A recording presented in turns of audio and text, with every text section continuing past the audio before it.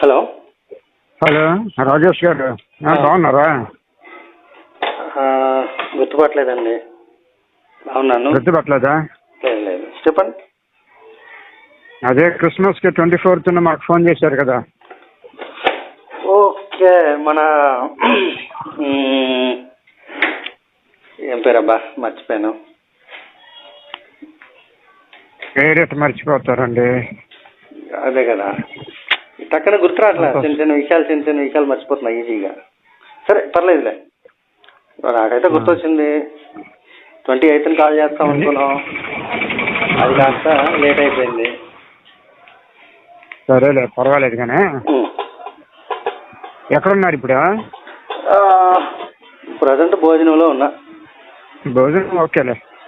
అంటే present house? Present హౌసా? మీ ఇంట్లో ఉన్నారు? ఇంట్లో ఉన్నాను. అదే చెప్పండి చెప్పండి. ఓకే, అది ఈరోజు అడ్వాన్స్ హ్యాపీ న్యూ ఇయర్ అండి. హ్యాపీ న్యూ ఇయరా? ఎందుకండి హ్యాపీ న్యూ ఇయర్? ఎవరు చెప్పారండి న్యూ ఇయర్ అని?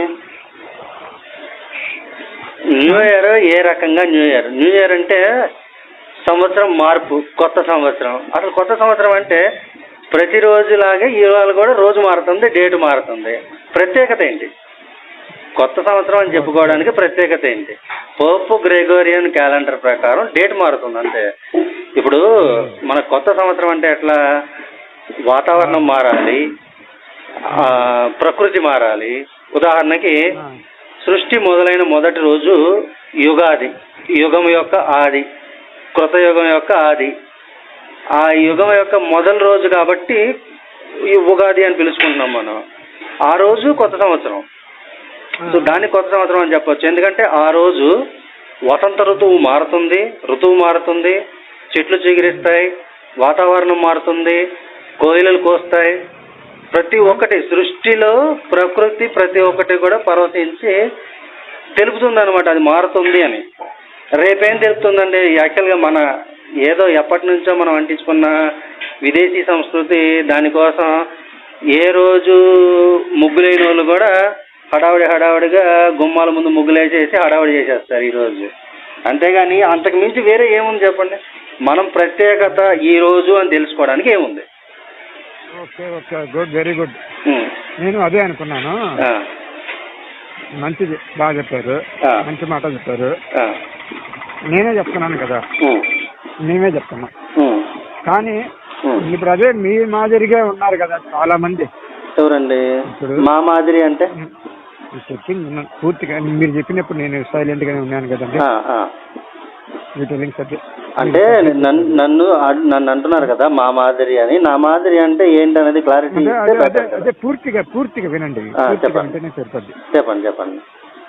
యాక్చువల్ మీ పేరు అప్పటి నుంచి నేను గుర్తు చేసుకునే ప్రయత్నిస్తున్నాను, గుర్తు రావట్లేదు. ఇప్పుడు గుర్తుపెట్టారా? రాలేదు, ఇంకా గుర్తు రాలేదు. గుర్తు రాలేదా? చెప్పండి ఒకసారి, ఎందుకు వచ్చింది బాధ? 24th రాజు 24th నైట్ మీకు ఫోన్ చేసి అమ్మ నా బూతులు మాట్లాడేశాను కదా. 24th నైట్ సాయంత్రం టైంలో మీకు ఫోన్ చేసి మీతో మాట్లాడా. అడ్వాన్స్డ్ ఫేక్ ఫెస్టివల్ విషెస్ కూడా చెప్తా మీకు. కాదు కూడదని ఫీల్ అయ్యారు మీరు అప్పుడు. అది వరకు గుర్తుంది, పేరు గుర్తులేదంటున్నా. పేరు గుర్తు లేకపోతే పోయింది, అది గుర్తుంది కదా. అది గుర్తుంది, అదేగా చెప్తా. యాక్చువల్గా 28th నేను చేయాలి మీకు, కానీ నేను కొద్దిగా హడావుల్లో పడిపోయి నేను కొంచెం మర్చిపోయాను అనమాట. ఓకే సరేలేండి, పర్వాలేదు. ఇప్పుడు నేను అనేది ఇప్పుడు నా మూడు ఇప్పుడు ఇదే అనేది నేను మధ్యలో మాట్లాడి నా మూడు ఓపెన్ చేశాను. అలా అంటారా? అంటే మీరు కూడా అలాగా డైవర్ట్ అయిపోయి మర్చిపోతుంటారా? అంటున్నా. అదే మీరు కూడా నాకులాగా డైవర్ట్ అయిపోయి మర్చిపోతుంటారు అనమాట. ఇది మీకే కాదు, నాకే కాదు, ప్రతి వ్యక్తిలోనే ఉంటది ఇది. అవునులేండి, కాకపోతే ఏదో సామెత ఉంటది. ఇప్పుడు చెప్పమంటారా? ఏదో సామెత ఉంటది, ఏమని జోగి రాసుకుంటే బూడిదేరాలి అని. ఇద్దరం మర్చిపోయి మనుషులు అయితే ఇంకేముంటది అందులో? ఒకళ్ళన్నా గుర్తుంచుకునే వాళ్ళు ఉండాలి కదా. ఇప్పుడు నేను మీ పేరు అయితే మర్చిపోయాను చూసారా, అట్లా. ఇప్పుడు నేను ఒకటి చెప్తాను, ఎందుకు? సరే ఏదో చెప్పడానికి ట్రై చేస్తున్నారు కదా, చెప్పండి. నేను మిమ్మల్ని ఎందుకు డిస్టర్బ్ చేయడం? ఇప్పుడు మన ఇండియాలో మన భారతదేశం, ఇండియానా భారతదేశమా? మన భారతదేశంలో, ఇండియాలో భారతదేశం, మన భారతదేశం ఇండియానా భారతదేశమా? కరెక్ట్ గా ఒక మాట చెప్పండి. మన ఇండియాలో ఇండియానా? ఇండియా మీనింగ్ ఏంటండి? అయ్యా నేను తర్వాత మాట్లాడతా ఇవన్నీ. Independence declared in August. India independence declared in August. August లో మనకి ఇండిపెండెన్స్ అనేది స్వతంత్రం డిక్లేర్ అయ్యింది కాబట్టి ఇండియా అని చెబుతున్నారు. ఇది ఇండియా కాదు, భారతదేశం. భారత్ అంటే వెలుగు అని అర్థం. భారత్ అంటే వెలుగు, విశ్వానికి వెలుగునిచ్చేది కాబట్టి మన దేశము భారతదేశం. ప్రపంచానికి పూజ గది మన భారతదేశం అని పిలవండి, ఇండియా కాదు. ఈ సబ్జెక్ట్ తర్వాత చెప్పకూడదు అన్నాక ఇప్పుడే చెప్పాలా? నేను అదే ప్రతిసారి మిమ్మల్ని ప్రతి దానికి ఒక సబ్జెక్ట్ కి క్లాస్ పెరగడమే. మీరు మాస్టర్ లాగా ఉన్నారా తప్ప నాకు చూడబోతే నిజంగా క్లారిటీగా నిజంగా తెలుస్తుంది ప్రతి ఒక్క దానికి. ఓకే, మీరు చెప్పిన నేను కాదనట్లే. ఒక తెలియని జ్ఞాన పరుడికి జ్ఞానం నేర్పించడం మంచిదే. అలా కాదండి, మనం మాట్లాడేటప్పుడు క్లారిటీగా మాట్లాడాలి కదా. ఏది మాట్లాడినా ఇప్పుడు ఈ రోజు మీకు చెప్పలేదు అనుకోండి, రేపు అదే మాట్లాడతారు. పూర్తి అయిపోయినాక ఇప్పుడు ఎదుటి వ్యక్తి పూర్తిగా మాట్లాడేసినాక చెబితే ఇంకా బాగుంటుంది అంటున్నాను నేను. పూర్తిగా మాట్లాడేసిన తర్వాత నేను చేయించుకుంటాను మన దగ్గర. అప్పుడు దాకా మీరు గుర్తుపెట్టుకోవాలి కదా సబ్జెక్ట్ ఇది చెప్పారు. దీనికి అతను నిలబడాలి కదండి, అతను నిలబడాలిగా. సరే చెప్పండి, మీరు చెప్పండి. మమ్మల్ని అతను నిలబడాలి కదా అన్నారు కదా. ఇప్పుడు అలాగా నిలబడకనే కదా మొన్న ఇదేంటి ఈ రోజు తనంతట తానే ఫోన్ చేశాడు మీకు ఒక మాట మాట్లాడాలని. ఇప్పుడు దాంట్లో కూడా మీరు డిస్టర్బ్ చేస్తున్నారే. లేదు మాట్లాడండి. ఇంకా నేను మాట్లాడేది చెప్పండి. దేని గురించి కాల్ చేశారో అది మాట్లాడండి. నేను ఎందుకంటే కాల్ చేసేది హ్యాపీ న్యూ ఇయర్. ఈరోజు న్యూ ఇయర్ అనేసి. న్యూ ఇయర్ అయితే ఈరోజు కాదండి, మీకు క్లారిటీ ఇచ్చాను, దాన్ని వదిలేండి. ఇంకా ఓకే ఓకే ఓకే ఉండండి సార్. మన దేశంలో ఉన్న ముక్కాలు భాగం మీలాంటి వాళ్ళు జ్ఞానపరులు, జ్ఞానవంతులు, జ్ఞానరహితంగా ఆలోచించి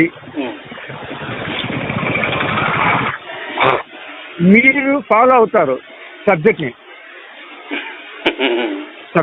మీరు ఫాలో అవుతున్నారు. మీలాగా ఫాలో అవ్వకుండా ఉన్న హైందవ సహోదరులు మీకు తెలిసిన ఒక క్లారిటీ ఇస్తారంటే మాట్లాడండి. సరే మాట్లాడండి, కానీ సహోదరులు అనే పదం వాడకండి. అది బూతు. ఎందుకు బూతో తర్వాత చెప్తా. సరే కంటిన్యూ చేయండి. మీ సహోదరులు అనక ఏమంటారంటే సోదరులు అనాలి. అంటే సోదరులు. ఓకే, మీ హైందవ సోదరులు ఎంతమంది అయితే ఉన్నారు వాళ్ళందరికీ తెలియపరచాల్సిన ఆవశ్యకత మీలో ఉందా లేదంటారా? గత 12 ఏళ్ళుగా నేను చేస్తున్న పని అదే. ఇప్పుడు చెప్తున్నాను అదే. కానీ ఇప్పటికీ కూడా మన హైందవ సహోదరులు సోదరులు హైందవ సోదరులు హ్యాపీ న్యూ ఇయర్ జరుపుకుంటున్నారు. 12 గంటలు అయితే టపాసులు పేల్చి కేకులు కట్ చేసి సంథింగ్ చేస్తున్నారు. కోపం రాదంటే నేను క్లారిటీ ఇస్తాను మీకు. చెప్పనా? కోపం రాదంటే రాదండి. మీరు కోపం రాకుండానే మాట్లాడుతున్నా ప్రతి ఒక్కటి. అదేనండి, గట్టిగా మాట మాట్లాడినప్పుడు నాకెందుకు కోపం రాదు? ఉన్నా కదా. సరే వినండి ఒకసారి. జనవరి 1 యాక్చువల్ గా తాగుబోతుల పండుగ. ఆ రోజు కొత్త సంవత్సరం అన్న వంకతోటి తాగడం కోసం తిరిగే వాళ్ళు ఎక్కువ. మీరు అంటున్నటువంటి హిందూ సోదరులు అనే వాళ్ళు వాళ్ళే. సో వాళ్ళని మేము ఖాతరు చేయం ఒకటి.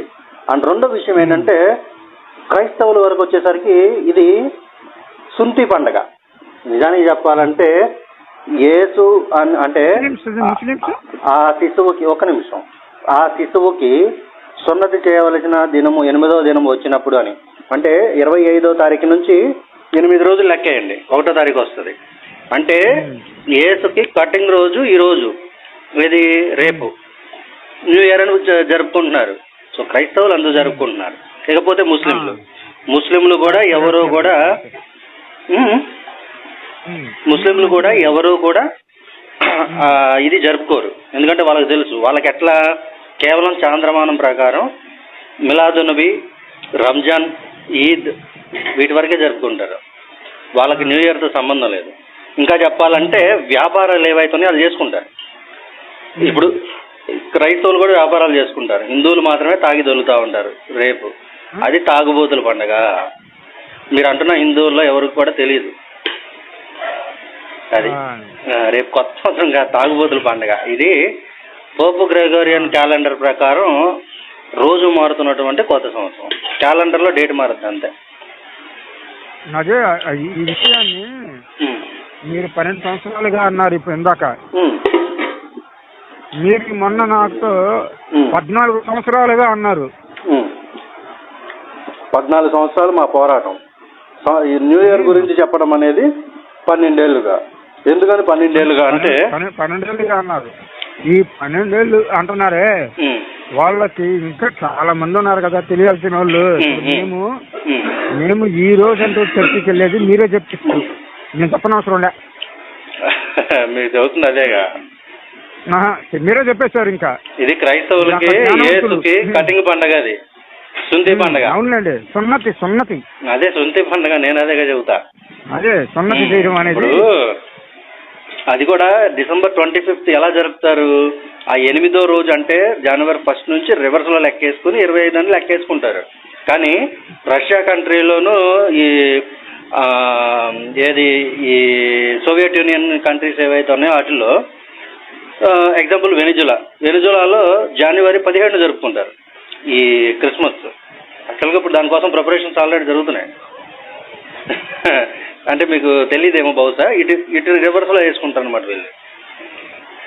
ఇందులో నేను మీతో పాటుగా ఒక అతను మెసేజ్ పెట్టినప్పుడు ఒక అతను పెట్టాడు, 33 కోట్ల దేవతల్లో ఎవ్వరూ కూడా అంటే 200 దేశాల్లో యేసు పుట్టినరోజు జరుపుకున్నట్లుగా 33 కోట్ల దేవతలకు ఎవరికి జరపరు అని.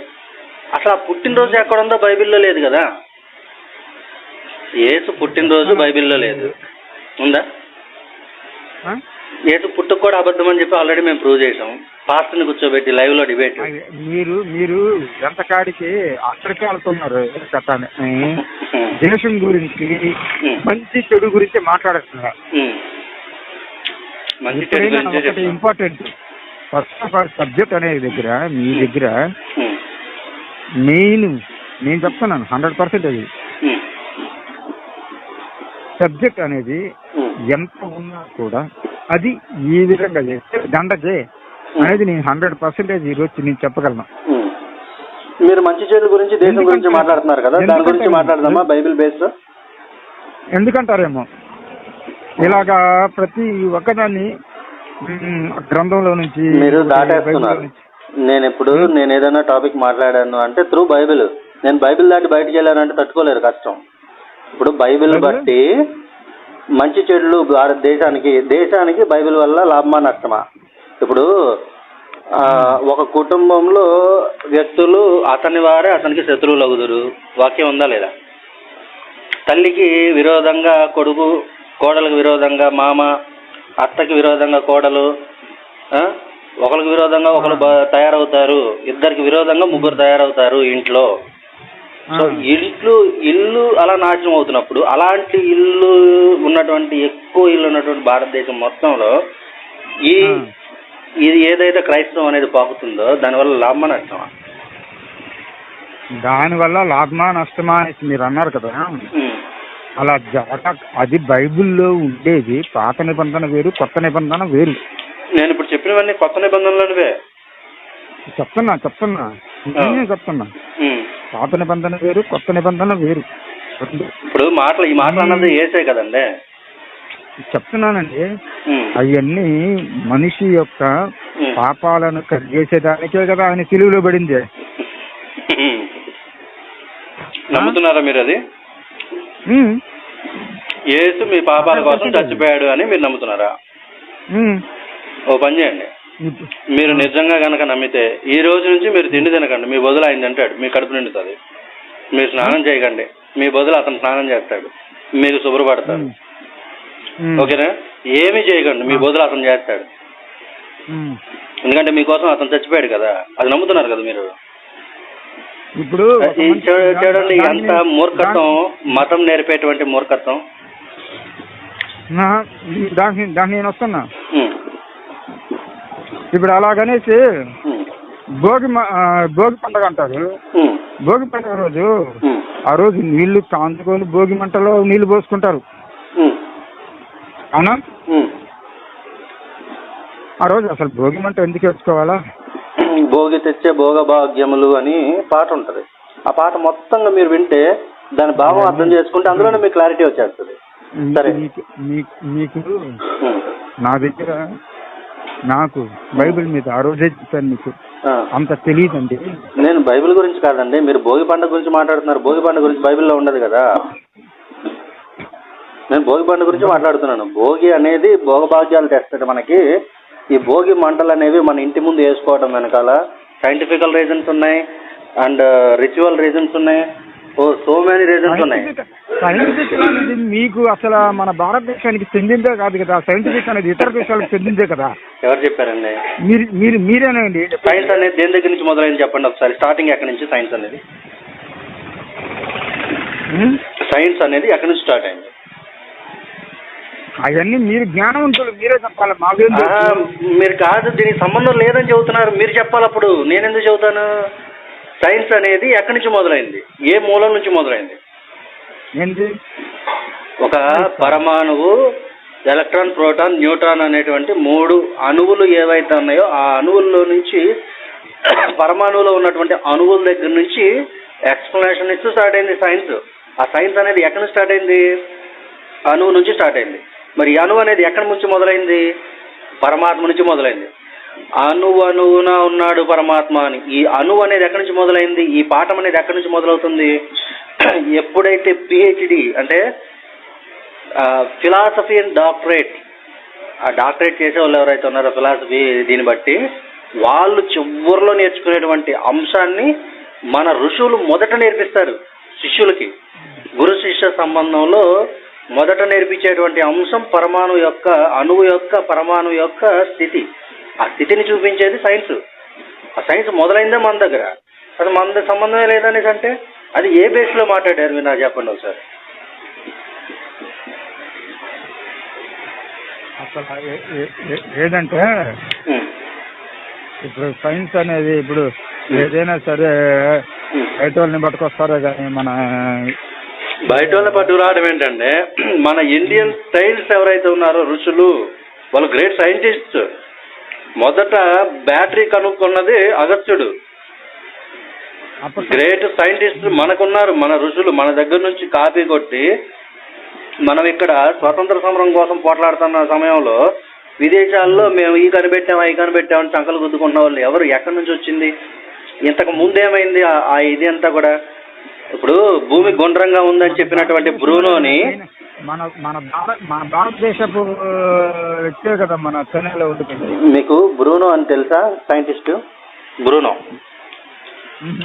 బ్రూనో అనే అతన్ని, ఆ సైంటిస్ట్ భూమి గుండ్రంగా ఉందని చెప్పినందుకు, లేదు భూమి బలపరుపుగా ఉందని బైబిల్ చెప్పింది కాబట్టి అతని కళ్ళు పొడి చేయండి అని చెప్పేసి చర్చి పాలనలో నడిచినప్పుడు అతని కళ్ళు పొడిచి చంపేశారు. సైంటిస్టులు రానివ్వలే ఎవరిని. అందుకనే చర్చి పాలనలో నడిచినంత కాలం దాన్ని చీకటి యుగం అని పిలిచారు. మనం చదువుకున్నాం. మీరు చదువుకున్నారా అది చీకటి యుగం అని? చదవలేదండి. అదే. మీ ఎడ్యుకేషన్ క్వాలిఫికేషన్ ఏంటండి? నాకు బీకామ్. మరి బీకామ్ చదివారు, మరి నాది బీకామే. ఏది బీకామ్? అకౌంట్సా కంప్యూటర్సా? రెండూ చేశాను, ట్రై చేశాను. టాలీ. ఇప్పుడు బీకామ్ వరకు చదువుకున్నారు, కానీ మీరు చదువుకున్నటువంటి సోషల్లో ఫస్ట్ నుంచి 10th క్లాస్ వరకు మధ్యలో జరిగినటువంటి సోషల్ సబ్జెక్టులో చర్చి పాలనలో నడిచినటువంటి ఐరోపా ఖండంలో ఉన్నటువంటి ఆ సమయాన్ని చీకటి యుగం అని పిలిచారని మీకు తెలీదు. గుర్తు లేకపోవడం అంటే ఒకటంటే, మనకి ఆ సోషల్ అనేది దేనికి సంబంధించిందని మన హిస్టరీ మన భారతదేశం యొక్క చరిత్ర. కనీసం ఆ చరిత్రలో ఎక్కడైనా సరే మన భారతదేశంలో తిరుగాడినటువంటి కాలడిలో పుట్టినటువంటి ఆదిశంకరాచార్యుల వారి గురించి తెలుసా పని? ఇవలా ఎక్కడ ఇచ్చి ఉండరు, ఎక్కడ చదివి ఉండరు కూడా బహుశా. ఆదిశంకరాచార్యులు భారతదేశం మొత్తం 4 సార్లు పాదయాత్ర చేసి 4 మూలలో 4 పీఠాలను స్థాపించి ఇప్పుడు పీఠాధిపతులు ఉన్నారు ఇప్పటికీ కూడా, శంకర పీఠాధిపతులు. తెలుసా పోనీ అదైనా? మన దేశ చరిత్రే తెలియదు మీకు, అలా ఇప్పుడు ప్రపంచ చరిత్ర తెలియదు మీకు. సైన్స్ అసలు మన దేశానికి కాదనే చెబుతున్నారు. ఏ బేస్లో? కారణం నన్ను చెప్పమంటారా? దీనికి అంతటికే కారణము మన దేశస్తుల్లో ఉన్న పాలకులే, మన దేశస్తుల్లో ఉన్న మీలాంటి ఉన్నవాళ్ళే. నాలాంటి ఉన్నవాళ్ళ పైసలు ఇదేదో బాగుంది. మీకు విషయం తెలుసా? అక్క ప్రాగ్గా మాట్లాడుతున్నా నేను, ఎలక్ట్రీషియన్ ప్రాగ్గా మాట్లాడుతున్నాను. ఒక్క నిమిషం. ఉన్న వాళ్ళని ఎలా చెబుతున్నారు? నాకు ఉన్నదని మీకు ఎలా తెలుసు? ఉన్నండి, నేను మాట్లాడుతున్నాను. మీకు ఇంత జ్ఞానం ఉన్నప్పుడు పైసలు లేవనేసి నేనట అనుకుంటాను. కానీ అదేంటి ఇప్పుడు జ్ఞానం ఉంటే పైసలు ఉండాలని రూల్ ఏమైనా ఉందా? అదే దాంతో అదే వస్తుంది. ఎట్లా? నేను వస్తున్నానండి సబ్జెక్ట్లో కానీ నన్ను. సరే రండి. ఇప్పుడు సరే మీ దగ్గర పైసలు లేవనుకున్నాం, సరే అక్క కూడా మీకు తెలిసిన వాళ్ళ దగ్గర ఉంటుంది కదా పైసలు.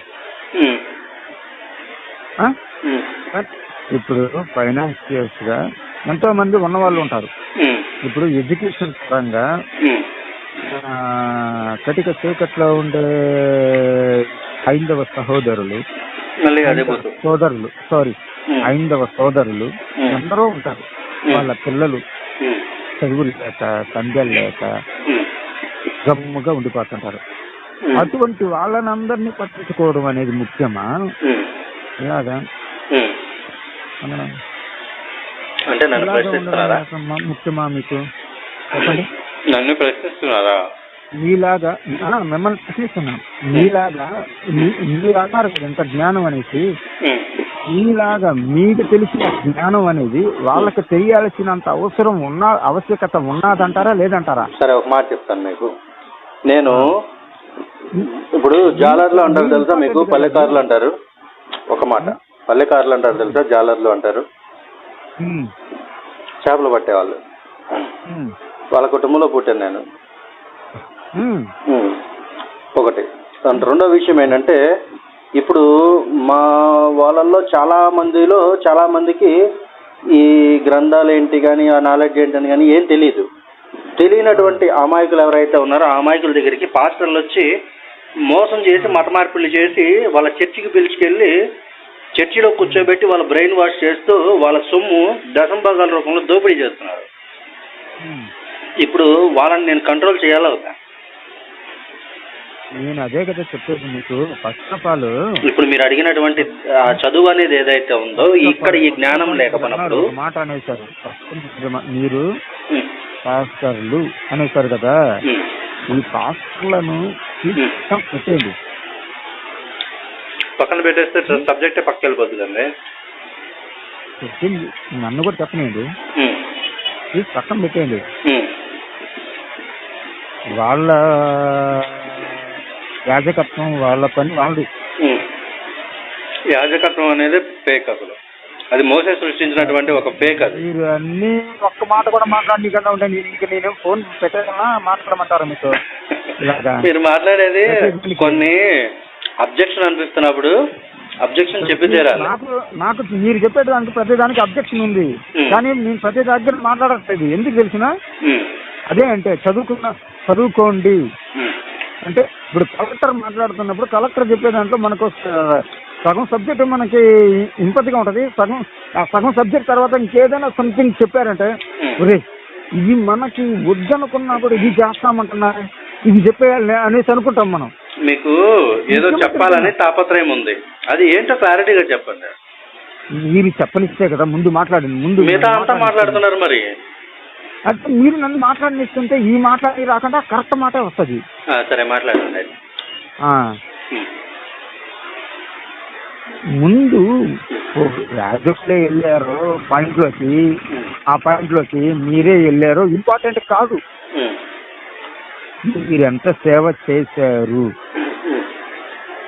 ఎంతమందికి జ్ఞానం నేర్పించారు, ఎంతమందికి విజ్ఞాన పరంగా వాళ్ళ పిల్లల్ని ఒక చదువుకి నడిపించారు, వాళ్ళ పిల్లల్ని వాళ్ళ చదువులోకి జ్ఞానపరంగా రహితంగా నడిపించిన తర్వాత వాళ్ళని మీలాగా తయారు చేయడం మంచిదేనా కదా? మీకు తెలిసిన సబ్జెక్ట్లో మంచిదే. నేను చాలా మంది తయారు చేశాను అట్లా ఉన్నారుగా. ఇప్పుడు మీకు సోషల్లో అంటే సొసైటీలో కనబడుతున్నటువంటి వాళ్ళలో చాలా మంది చూడండి నేను చదువుకున్నాను, రోమన్ క్యాథలిక్ వాళ్ళ దగ్గర నేను చదువుకున్నాను.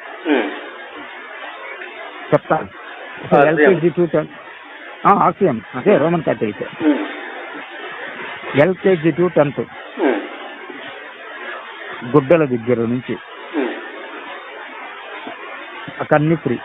ఏంటంటే వాళ్ళ సంస్థ నుంచి వాళ్ళకి రోమిస్టులు కావచ్చు, వాళ్ళకి పై దేశాల నుంచి కావచ్చు, వాళ్ళు అక్కడ నుంచి ఫండ్స్ అనేది వాళ్ళకి ఫండ్స్ అనేది వాళ్ళకు ఇచ్చేస్తారు. ఆ ఫండ్స్ మీదనే వాళ్ళు మాకు ఫుడ్ పెడతారు. ఆ ఫుడ్ పెట్టేవాళ్ళు అప్పట్లో. ఇప్పట్లో 40 years అంటే నా 5వ సంవత్సరంలోనే LKG మొదలు పెట్టినాను. నాకు 5వ సంవత్సరంలో ఉన్నాగా నాకు మా ఊరికి వచ్చి మమ్మల్ని తీసుకెళ్లారు పిల్లల్ని, నేను పిల్లడుగా ఉన్నప్పుడు. అప్పట్లో క్రైస్తవ సహోదరులు మేము క్రైస్తవులము 25 మంది ఉంటే మిగతా 100 మందిలోకి 75 మంది హైందవ సోదరులే ఉన్నారు. కానీ అలాగనే వాళ్ళు క్రిస్టియన్స్ అనే సంస్థ వాళ్ళు హైందవ సహోదరుని వేరు చేయకూడదుగా, ఎందుకంటే అక్కడ మంది తగ్గిపోతారు. ఇప్పుడు చెప్పింది వినండి మీరు చెప్పింది వినండి. సపరేట్ చేయలేదు అంటున్నారు, దేనికో చెప్పండి. వాళ్ళకి తగ్గిపోయినా బాధలే, రీజన్ మీరు చెప్పండి. అలా కాదు, వాళ్ళని ఎందుకు రిజెక్ట్ చేయలేదు రీజన్ మీరు చెప్పండి. నేను చెప్పనట్లేదుగా, నన్ను మీరు చెప్పండి రీజన్ చెప్పండి. నేను చెప్తాను అక్కడ చెప్పండి, నేను చెప్తాను. దానికి కూడా నాకు తెలుసు కదా సబ్జెక్టు. చెప్పండి. ఇప్పుడు ప్రతి సంవత్సరము మీరు చదువుకునేటప్పుడు LKG నుంచి ఇయర్లీకి వన్ టైం మాకు బిషప్ గారే కావచ్చు, సంథింగ్ మా మదర్సే కావచ్చు, ఇతర దేశాల నుంచి బిషప్సే కావచ్చు, ఇతర దేశాల నుంచి మదర్స్ ఎందరెందరో వస్తారు. ప్రతి ఒక్కరిని ముస్లిమ్స్ ని, క్రిస్టియన్స్ ని, హైందవ సహోదరులు అందరినీ సహోదరులు కాదు, మీరు క్రైస్తవుల్ని సహోదరులు అనుకోండి. అది ఎందుకు భూత అన్నది నేను చెప్తే ఇంకోసారి వాడలేరు బహుశా మీరు. సరేలేండి, తర్వాత చెప్పండి. ఇప్పుడు కాదు, మేము ఇప్పుడు నా ఫ్రెండే చంద్రశేఖర్, నాకంటే ఒక క్లాస్ సీనియర్, చంద్రశేఖర్ పేరు. తిరుపతిలో పోలీసు. వాళ్ళ తమ్ముడు రాజేంద్ర, హైందవ సోదరులు. వాళ్ళ తమ్ముడు రాజేంద్ర, ఇంకా జానకి, ఇంకా ఉమా, ఇంకా ఎందరెందరో ఉన్నారు. నా క్లాస్మేట్స్ అయితేనేమి, నా సీనియర్స్ అయితేనేమి, నా జూనియర్స్ అయితేనేమి. చెప్తున్నా, మేమేమి అంత ఇదిగా అప్పట్లో చదువుకున్న చదువు కాబట్టి మా చదువు కూడా మేము తెలుగు మీడియంలే కాబట్టి మాకేం అంత గుర్తులేదు.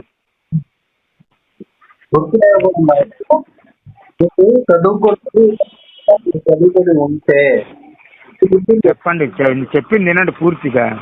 మేము మీలాగే గాని ఒక బైబిల్ గురించే కావచ్చు, ఒక గ్రంథం గురించే కావచ్చు, ఒక జాబే కావచ్చు, సంథింగ్ డ్యూటీయే కావచ్చు,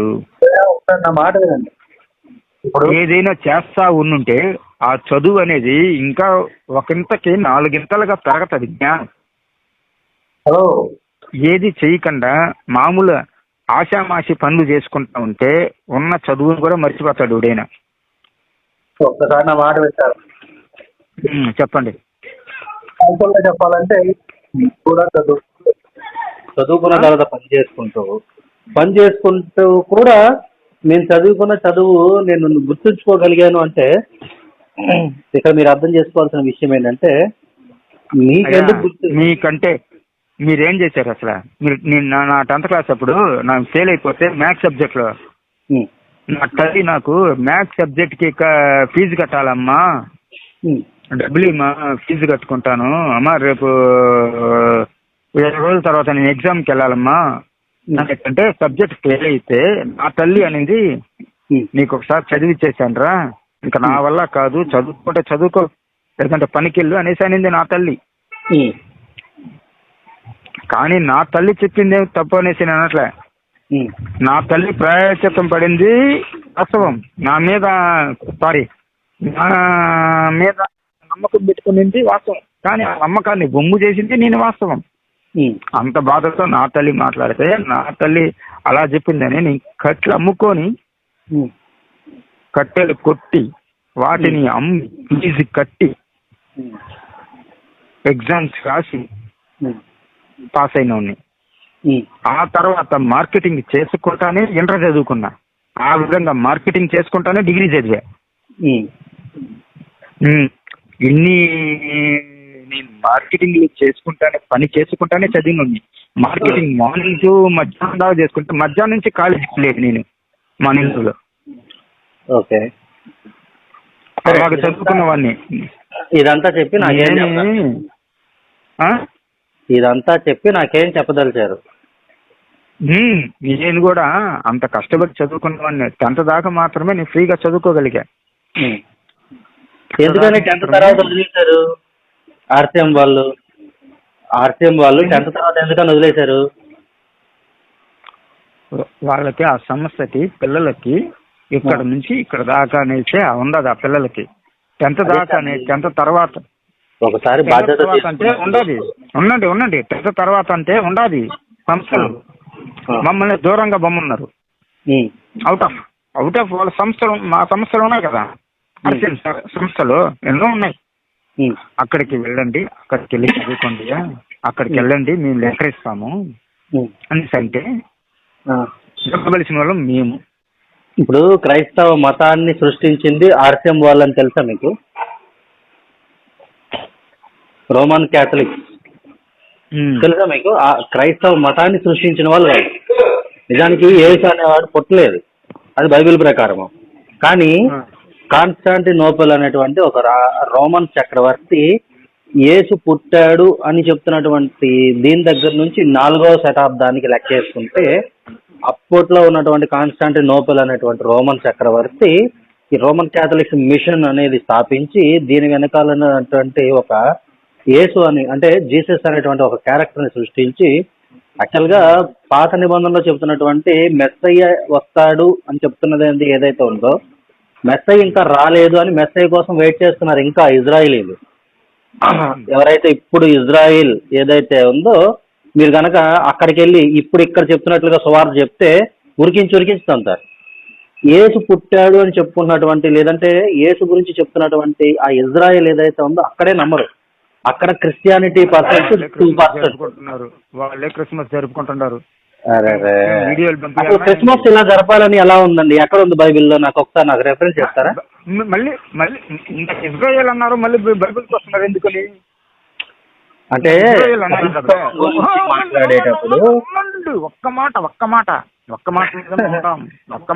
ఉందాము. నేను ఒక మాట మీద ఉన్నాను. నేను ఎట్ నుంచి వచ్చినా సరే బైబిల్ అనేది అక్కడికి తర్వాత అన్నాము. ఇప్పుడు మీరేమన్నారు? జరుపుకోవట్లేదు అన్నారు కదా. వాళ్ళు జరుపుకున్నట్టు మీరు క్రిస్టియన్లోకి వచ్చేస్తారా? వాళ్ళు జరుపుకుంటున్నట్టు మీరు రుజువు చేస్తే మీరు క్రిస్టియన్లోకి వచ్చేస్తారా? ఒకసారి నా మాట వింటారా? కొంచెం హడావుడి పడకుండా. హడావుడి కదా సార్, వాళ్ళు మీరు ఒక్క మాట అనేసరికి జరుపుకున్నట్టు రుజువు చేస్తే అలా కాదు. మీ ఆతృత నేనండి చెప్తాను. ఇప్పుడు వాళ్ళకి ఈ కాలం ఏదైతే ఉందో మంచు కురిసే కాలం, చలికాలం, అవునా? చలికాలంలో వాళ్ళు ఏం చేస్తారంటే మంచు కురిసి రోడ్లన్నీ బ్లాక్ అయిపోతాయి కాబట్టి ఆ 3 months అనేది వాళ్ళకి సెలవిస్తారు. వాళ్ళకి మొత్తం అన్ని ఆఫీసెస్కి వాటన్నిటికీ సెలవిచ్చి వాళ్ళని ఇంట్లో కూర్చోబెట్టి పోషిస్తుంది గవర్నమెంట్.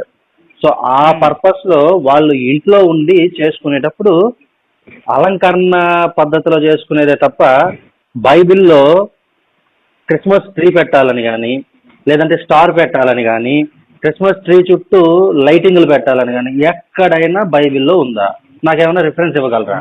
మీరు అడిగింది, మీరు ఫస్ట్ ఒక మాట అన్నారు, గుర్తుందా? గుర్తుపెట్టుకోండి, ఇజ్రాయేల్ జరుపుకోవట్లేదు, అక్కడ ఉన్నటువంటి నేను జరుపుకోవట్లేదు అనలేదు. ఒకసారి మీరు మళ్ళీ రిపీట్ చేసి వినండి. జరుపుకోవట్లేదు అనట్లేదు, జరుపుకోవట్లేదు అన్నారు. జరుపుకుంటారు. జరుపుకున్నట్టు రుజువు చేస్తే మీరు క్రిస్టియన్స్ లోకి వచ్చేస్తారా? అరే నేనే చెప్తున్నా జరుపుకుంటారు అని, కానీ పూర్తిగా వినట్లా మీరు. పూర్తిగా వింటే మీకు క్లారిటీ వస్తుంది. అక్కడ జరుపుకుంటారు ఎట్లా?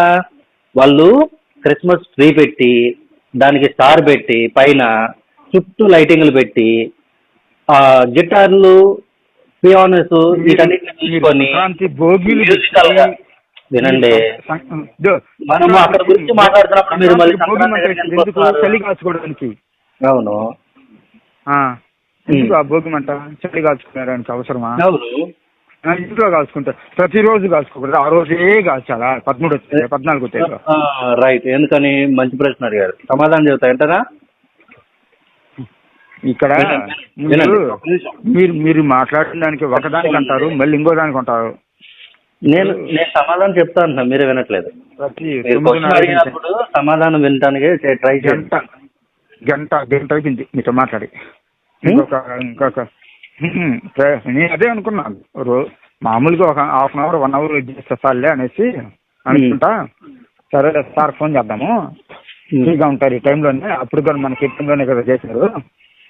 ఇప్పుడు క్రిస్మస్ అనేది ఇలా జరుపుకోవాలి అని బైబిల్లో ఎక్కడా లేనప్పుడు అలా జరుపుకునేటువంటి మిమ్మల్ని నకిలీగాలు, ఫేక్గాలు అనొచ్చు. కానీ సంక్రాంతికి సంబంధించి ప్రతి ఒక్క వివరణ ఎందుకు చేయాలి ఆ టైంలో, ఎందుకని అంటే ఏరువాక పౌర్ణమి అంటారు. ఈ ఏరువాక పౌర్ణమికి మనకి పశువులకి పూజ చేస్తారు. ఎందుకని? పశువులు పాడి పంటలకి వాటికి సాయం చేస్తాయి కాబట్టి ఆ రోజు అనేది వాటిని గౌరవించుకొని వాటిని పూజించడం అనేది ఆచారం. ఎందుకని? ప్రకృతిని మనం ఉపయోగించుకుంటున్నాం కాబట్టి ఆ ప్రకృతిని గౌరవించటం. మీరు చెప్తారే వినపడుతుందా సౌండ్? ఏంటండి? ఏం సౌండ్? మైక్ సౌండ్ లేదే, నాకేం వినపట్లేదు. మీరు థ్యాంక్ గాడ్ అని చెప్తారు కదా, ఎందుకు థ్యాంక్ గాడ్ ఎందుకు చెప్తారు చెప్పండి ఒకసారి నాకు. హలో, క్రిస్టియన్స్ కానీ పాస్టర్స్ కానీ థ్యాంక్ గాడ్ అని ఎందుకు చెప్తారు చెప్పండి ఒకసారి నాకు. ఏమోనండి, ఎవరి ఇష్టం వాళ్ళది, నేను చెప్పను. చెప్పరా?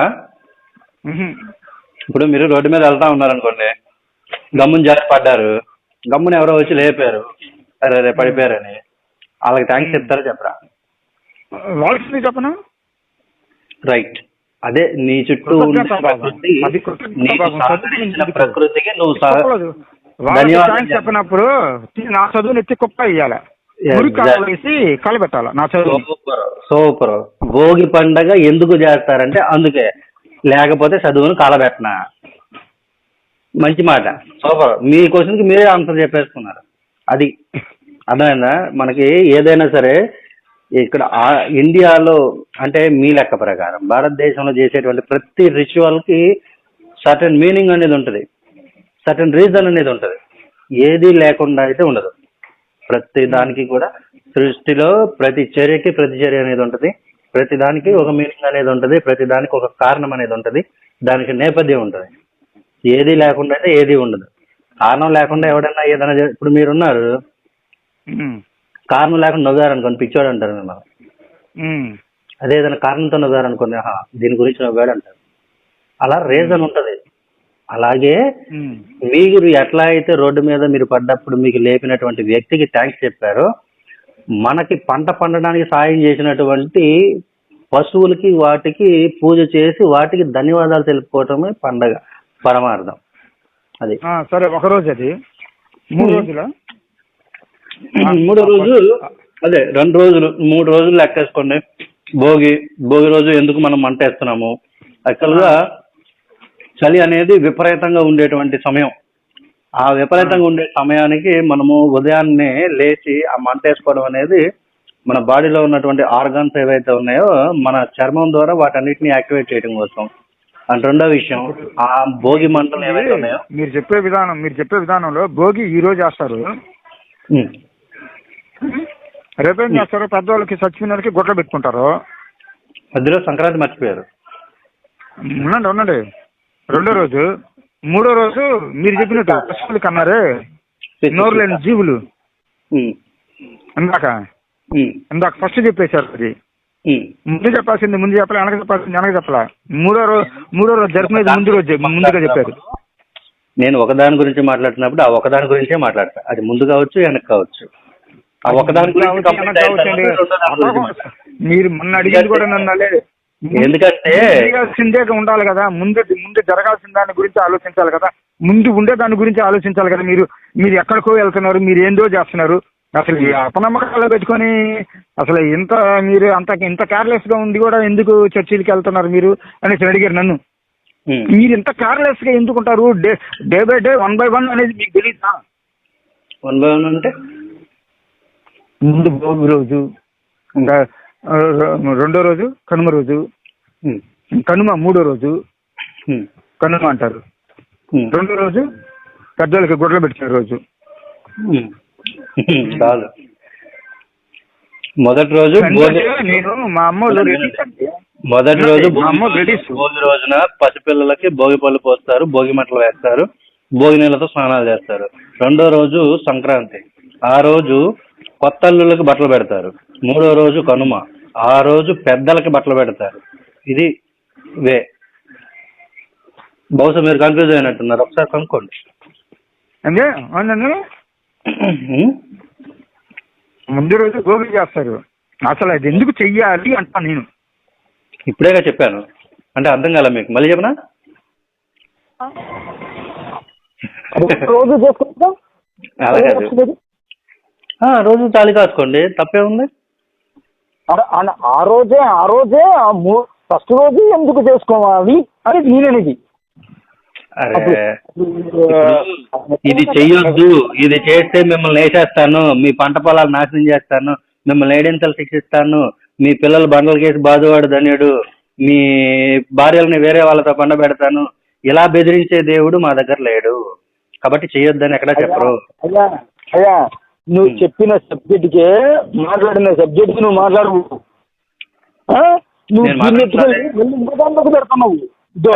మాట్లాడుతుంది అదే, అలా బెదిరించే దేవుడు లేడు మా దగ్గర.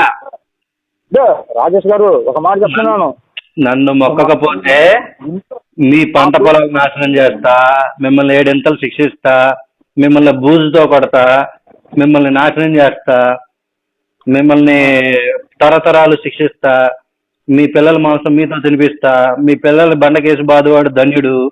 ఇలాంటి బెదిరించేటువంటి దేవుడు మా దగ్గర లేడు. కాబట్టి భోగి రోజు మాత్రమే పండుగ ఇది వేసుకోవాలి, తర్వాత రోజు వేసుకోకూడదు, అలా ఎక్కడ చెప్పరు.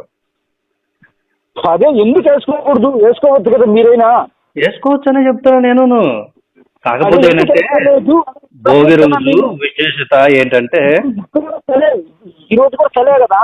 వినండి, భోగి రోజు విశేషత ఏంటంటే సంక్రమణం, మకర సంక్రమణం అన్నప్పుడు సూర్యుడు మకర రాశిలోకి ప్రవేశిస్తూ వాతావరణం మారేటువంటి సందర్భాన్ని మనం పురస్కరించుకొని ఆ రోజున మనం సేకరించుకున్నటువంటి కట్టెలు, వంటగ్రాసం అంతా కూడా కలిపి ఏకసారిగా ఒక్కచోట పెట్టుకొని మంట అనేది వేసుకొని మనం ప్రకృతికి ధన్యవాదాలు తెలుపుతూ మనల్ని మనం సర్వైవ్ చేసుకోవడం అనేది పండగ యొక్క పరమార్థం. అది మకర సంక్రమాన్ని సూచిస్తుంది కాబట్టి భోగి రోజున వేస్తారు.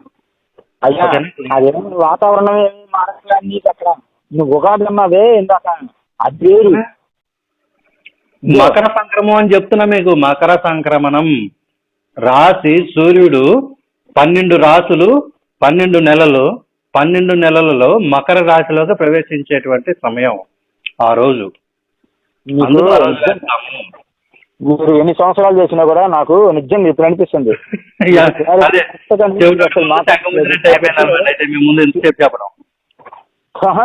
మీకు ఎందుకంటే మీ మాటని చాలా మంది తీసుకోలేదంటే నాకు ఇప్పుడు అర్థమైంది. ఒకటే మీ దగ్గర నుంచి నేను చెప్తున్నా, ఎందుకంటే మీరు కరెక్ట్ ఉన్నది మాట్లాడాల్సిన సబ్జెక్ట్ గురించి మాట్లాడట్లే. కాబట్టి ఎవ్వరు కూడా మీ మాటని తీసుకోవట్లేదు. ఎవరు తీసుకోవట్లేదు? Any member also in my Christians. క్రిస్టియన్సా? క్రిస్టియన్స్ అంటే మూర్ఖులు. ఇప్పుడు ఒకడు వాడి ధర్మాన్ని, వాడి పూర్వపు దీన్ని వదులుకొని తాతల తండ్రుల దగ్గర నుంచి వచ్చినటువంటి ఇంటి పేరు కావాలి, తాతలు ఇచ్చినటువంటి ఒంట్లో రక్తము కావాలి, తాతల తండ్రుల దగ్గర నుంచి వచ్చినటువంటి శరీరము కావాలి, కానీ తాతల తండ్రుల దగ్గర నుంచి వచ్చినటువంటి వాడి ధర్మం ఏదైతే ఉందో అది వద్దు, అవసరం లేదు వాడికి. వాడు మతం మార్చుకుంటాడు. వాడు మూర్ఖుడు. అలాంటి మూర్ఖుడు నా మాట వినాల్సిన పని లేదు, నేను చెప్పాల్సిన పని లేదు. వాడు ఎవడన్నా వింటానంటే ఖచ్చితంగా చెప్తాను నేను. మీరు ఎలా అంటున్నారు కదా, అదే చెప్తున్నా. అదే కొంతమంది పేదవాళ్ళు ఉండి రోడ్డు మీద చచ్చిపోతా ఉంటారు ఆకలితో. అటువంటి వాళ్ళకి భారతదేశము రత్నగర్భ. ఒకానొక సమయంలో బ్రిటిష్ వాళ్ళు అనేవాళ్ళు, పోర్చుగీస్ వాళ్ళు, మొఘలులు వీళ్ళెవరో ఇక్కడికి రాకమునకు ఏదైనా విలువైన వస్తువు, వజ్రం లాంటిది, రత్నం లాంటిది, ఇలాంటిది ఏదైనా ఎవరైనా అమ్మాలి అంటే భారతదేశం వచ్చి భారతదేశ రాజులకు అమ్మేవాళ్ళు. కానీ అలాంటి సిచ్యువేషన్ నుంచి ఒకనాడు ఎవరు కృష్ణదేవరాయల కాలంలో రోడ్డు పైన రత్నాలు అనేవి రాసులుగా పోసి అమ్మినటువంటి కాలం నుంచి ఈనాడు ఏమీ లేని కాలానికి ఎందుకు వచ్చాం? ఎందుకంటే క్రైస్తవులైనటువంటి బ్రిటిష్ వాళ్ళు చేసినటువంటి దుర్మార్గాలు. ఆ బ్రిటిష్ వాళ్ళు వచ్చిందే 16 వచ్చారు, 16వ శతాబ్దంలో. 19వ శతాబ్దంలో వెళ్ళిపోయారు. కాదు, ఆడు రైలు బోర్లు ఎందుకు పెట్టాడు? రైల్వే ట్రాక్ ఎందుకు వేశాడు? 16వ శతాబ్దం దాకా రాజులు ఏం పీకారు, అందరికి సమానంగా పంచకుండా ఏం పీకారు. రాజులందరూ అందరినీ సమానంగా చూడకుండా ఏం పీకారు. కులాలు మతాలు సృష్టించి పెట్టారా? ఏం సమానంగా చూడలేదు. సృష్టించి పెట్టారా? కులాలను సృష్టించి వాళ్ళను వేరు చేసి వాళ్ళను గుచ్చి నలిపేదానికి చూశారా? భూ జమీందారీ వ్యవస్థ ఎప్పుడు వచ్చింది చెప్పండి ఒకసారి నాకు. ఏ సంవత్సరం? భూ జమీందారీ వ్యవస్థ అంటే భూ జమీందారీ వ్యవస్థ ఎప్పుడు వచ్చింది? ఫస్ట్ మాట్లాడుతున్నాను నేను ఒక్క మాట. భూ జమీందారీ వ్యవస్థ ఎప్పుడు వచ్చింది? మీరు మాట్లాడడానికి పూర్తి అర్థం కావాలంటే కులాలను చూసేయండి. భూ జమీందారీ వ్యవస్థ ఎప్పుడు వచ్చింది? ఒక నిమిషం. భూములు అనేవి పేదల దగ్గర నుంచి లాక్కొని జమీందారీ వ్యవస్థ, పెత్తందారీ వ్యవస్థ ఎప్పుడు వచ్చింది? ఏ సంవత్సరంలో వచ్చింది? నేను అడిగిన దానికి మీరు చెప్పట్లేదు. మీరు అడిగిన దానికి లింకే అది. కులాలు జమీందారీ వ్యవస్థ ఎప్పుడు వచ్చింది? కులాలు అనేవి అక్కడి నుంచి వచ్చినవే. భూ జమీందారీ వ్యవస్థ ఎప్పుడు వచ్చింది? కులాలు ఎక్కడి నుంచి వచ్చాయి? అక్కడి నుంచి వచ్చినవే. భూ జమీందారీ వ్యవస్థ, పెత్తందారీ వ్యవస్థ, భూస్వామ్యం. భూస్వామ్యమే. అది అక్కడ భారతదేశమా ఆంగ్లేయుగా? భారతదేశంలో ఆ వ్యవస్థ ఎప్పటి నుంచి వచ్చిందని అడుగుతున్నాం మిమ్మల్ని. అర్థమైందా కదా? వచ్చింది కదా, వచ్చిందని తీసేద్దాం. ఫస్ట్ ఆఫ్ ఆల్ ఇది మనం సృష్టించుకునిందే కదా. మన భారతదేశము మనమే సృష్టించుకున్నది కదా. కులం మనమే దిద్యంగం. ఎందుకు వచ్చింది? మనమే తీసేద్దాం అండి. ఉంటుంది మాస్టర్ నేను ఒక మాట మాట్లాడుతున్నా. మీరు మన ముడ్డిని దాని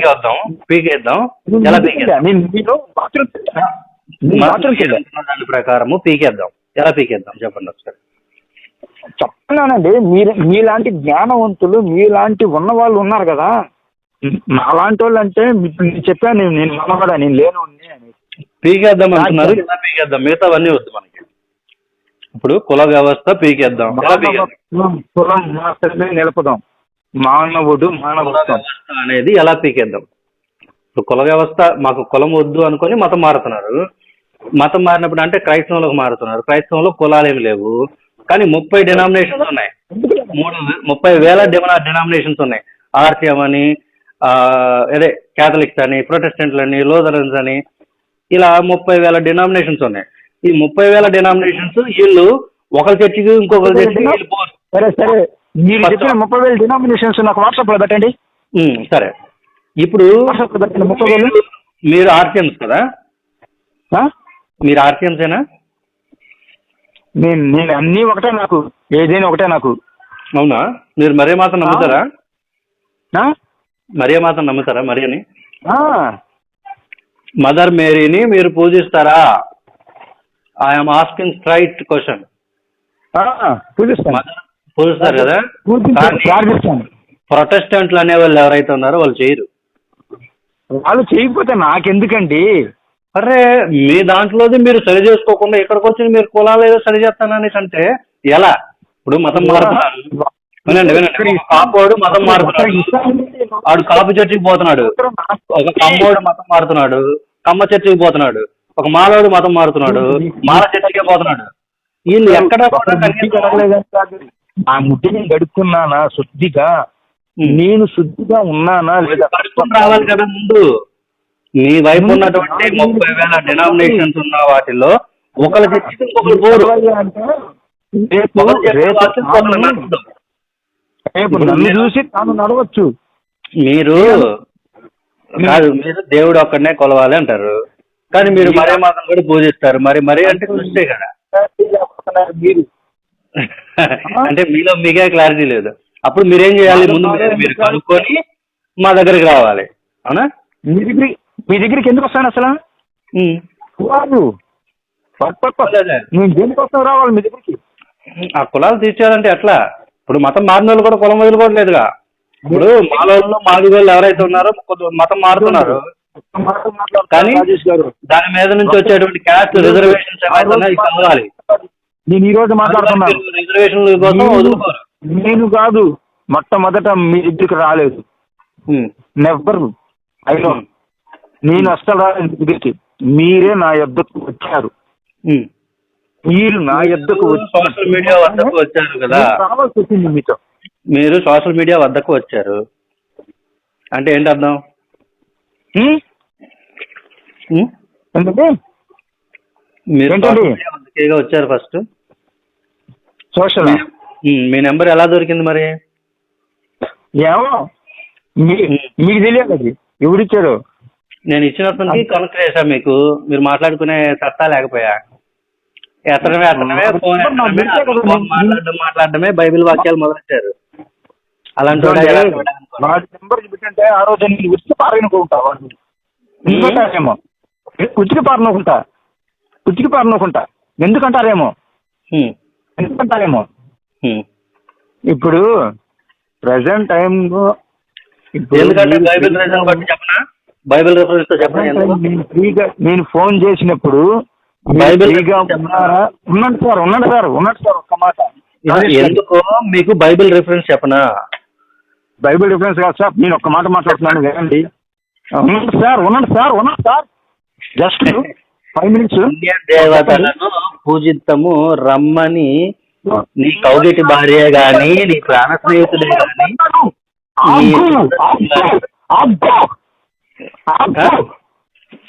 ఆగలవా? ఏమి పరిగెత్తుతున్నావు? ఆగలేవా? మాట అదే పద్ధతి లేదు అనేది. అలా కాదు, నేనేం చేశాను? అది కాదు, మాట్లాడే పద్ధతి కాదు. కరెక్ట్ గా మాట్లాడాలా? నా మాట తర్వాతనే మాట్లాడాలి గురువు గారు. ఒకరి తర్వాత ఒకరు మాట్లాడాలి గురువు గారు. ఇది మీరు ఒకరు మాట్లాడాలి, అసలు బీపీ వచ్చి పోతే మీరు ఎవరిది రెస్పాన్సిబిలిటీ? నన్ను అనొద్దు. మీరు బీపీ వచ్చి పోతే ఎవరిది రెస్పాన్సిబిలిటీ? నన్ను అనొద్దు. అసలు మీరు ముందుగా మాట్లాడకూడదు అనేసి ముందు ఒప్పందం తీసుకున్నప్పుడు ఫాలో అవ్వకుండా ఉండడం అనేది అంత తప్పు. ఒక ఉద్యోగంలో ఒక ఫైల్ రాసేటప్పుడు ఉండండి గ్రీన్ పెన్ తో సిగ్నేచర్ చేయాల్సింది పోయి బ్లాక్ పెన్ తో సిగ్నేచర్ చేస్తే తిరుగుతుందా? అంటే మీకు బైబిల్ తెలియదు అంతేనా? మీరు బైబిల్ గురించి మాట్లాడుతున్నారు, మీ పద్ధతి గురించి ముందు మాట్లాడుతున్నా. నాకు పద్ధతి అవసరం. మాట్లాడుతున్నాను, ఆ పద్ధతులు బైబిల్ నుంచి మాట్లాడుతున్నా నేను. మీకు అర్థం కావట్లా? ముందు మీ దగ్గర లేదు అది అంటున్నా. మీరు మాట్లాడిందే పంతం అంటున్నారు, పంతానికి ఇచ్చా కూడా దారి లేదు నా దగ్గర అనేసి నేను ముమ్మాడి చెప్తున్నా మీతో. మీరు మాటకి అంతకాడికి బైబిల్ హక్కు చేస్తున్నారు. ముందు పబ్లిక్ పరంగా మన ముద్ది మనం గడుపుతున్నాం. ఆ దేశాన్ని మనం గడుక్కున్నాం. నేను చెబుతున్నా అదే మన ప్రజల్ని మనం గడుక్కున్నాం. ఇందా నుంచి నేను చెబుతున్నా అదే. నేను ఇందా నుంచి చెప్తుంది అదే. మీకు అర్థం కాకపోతే దానికి నేనేం చేస్తాను? ఇప్పుడు ఒక పద్ధతి గురించి మనము మాట్లాడాలన్నా చెయ్యాలన్నా సరే, ఇప్పుడు మీరు క్రైస్తవులు అనుకున్నప్పుడు మీకు ఏది బైబిల్ ఆధారం, బైబిల్ పరంగా మాట్లాడాలి.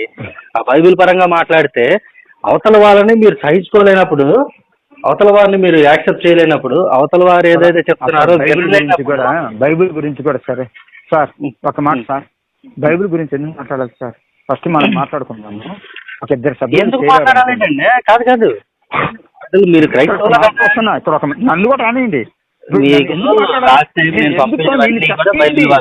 అది ఎందుకో నన్ను చెప్పనీయండి పూర్తిగా. పదే పదే కొట్టుకునేది అదే మీతో, పూర్తిగా మాట్లాడనీయట్లేదు అనేసి. పూర్తిగా మాట్లాడనీయకపోవడం కాదు, మీరు ఏదైనా అబ్జెక్షన్ మాట్లాడినప్పుడు నేను ఖండించలేదు. అబ్జెక్షన్ అనేది మీరు మధ్యలో పెట్టుకోండి, అబ్జెక్షన్ మాట్లాడండి. మీకు అంత లేదా? సరే, మీకు అది కూడా లేదా? మీకు ఏదైనా ఉన్నప్పుడు మీరు ఎలా చేస్తున్నారు, ఎలా మాట్లాడుతున్నారు? ఇవన్నీ పెట్టుకొని ఒక్క నిమిషం ఒక పెన్ను పెట్టుకోండి.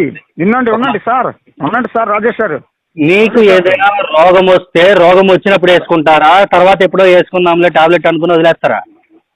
రోగం వచ్చినప్పుడు వేసుకోవాలి. అలాగే మీ దగ్గర నుంచి అబ్జెక్షన్ వర్డ్ వచ్చినప్పుడే చెప్పాలి దానికి.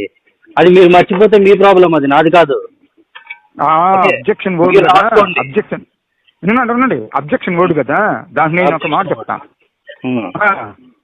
అబ్జెక్షన్ కదా, అబ్జెక్షన్ వర్డ్ అనేది ఎదుటి వ్యక్తి మాట్లాడినప్పుడు దాన్ని అప్పటికప్పుడికే మనం మాట్లాడిస్తే ఎలా ఉంటుందంటే, అప్పటికప్పుడు ఉండండి సార్, ఆ అబ్జెక్షన్ కి పూర్తి వివరణ కూడా మనకి తెలియదు.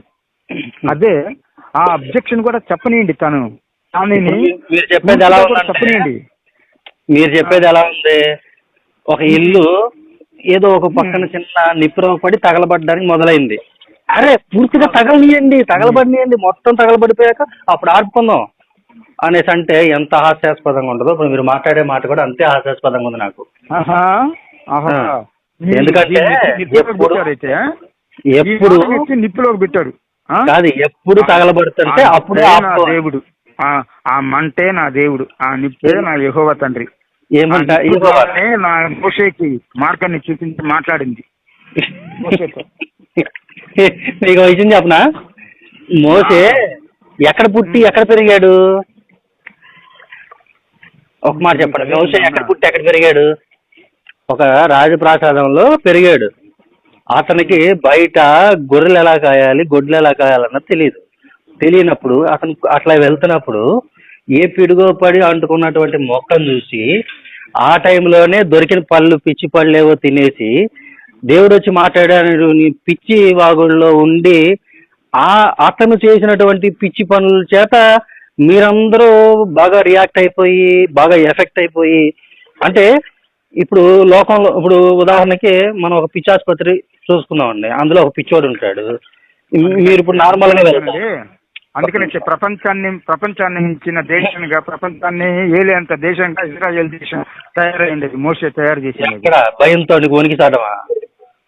భయంతో వణికి తరింగుతున్నారు. ఇజ్రాయేలు యూదులది. ఆ యూదుల్ని ఎవరు చంపారో తెలుసా మీకు? హిట్లర్ ఎవరు? ఇజ్రాయేలీని చంపుకొని. హిట్లర్ ఎవరు? క్రైస్తవులు ఎంతో దుర్మార్గులో తెలుసా మీకు? వాడు రష్యా వాడు. హిట్లర్ ఎవరైతే నాకేమి, మీరు మాట్లాడిన దానికి నేను మోషే గురించే సబ్జెక్ట్ మాట్లాడుతున్నా. మీరు అదొక్కడే మాట్లాడకుండా ఇంకోటి సబ్జెక్ట్ లాక్కొస్తున్నారే, అది తప్పు అంటున్నా. ప్రతి సబ్జెక్ట్ లోను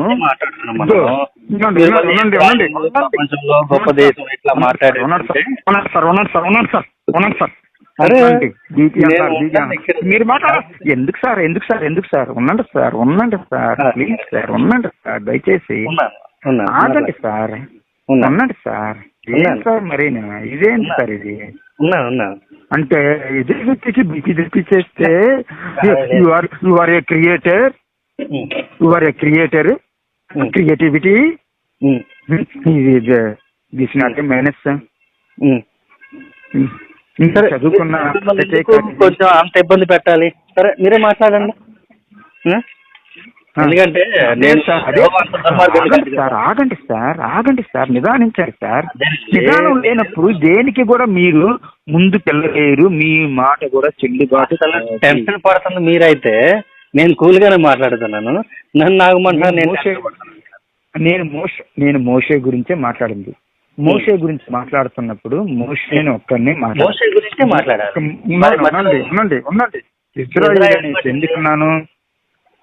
ఇజ్రాయిల్ ని తీసుకొచ్చింది ఎవరు తీసుకొచ్చారు? ఇజ్రాయిల్ ఎవరు అసలు? యాకోబు సంతానం. ఇప్పుడు ఇజ్రాయెల్ అనేది ఒక యాకోబు సంతానమా, ఒక దేశమా? దేని గురించి మాట్లాడుతున్నారు?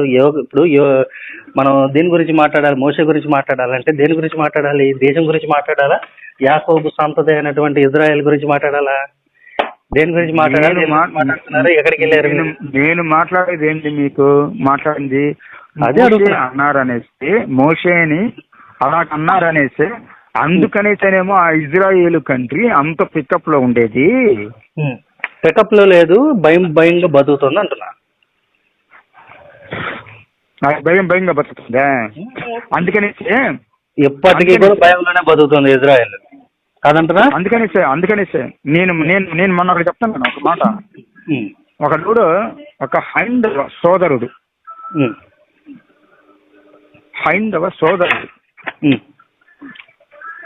మీకు ఫుల్ డీటెయిల్స్ కావాలంటే పెడతా, నా దగ్గర ఉంది. కలపండి.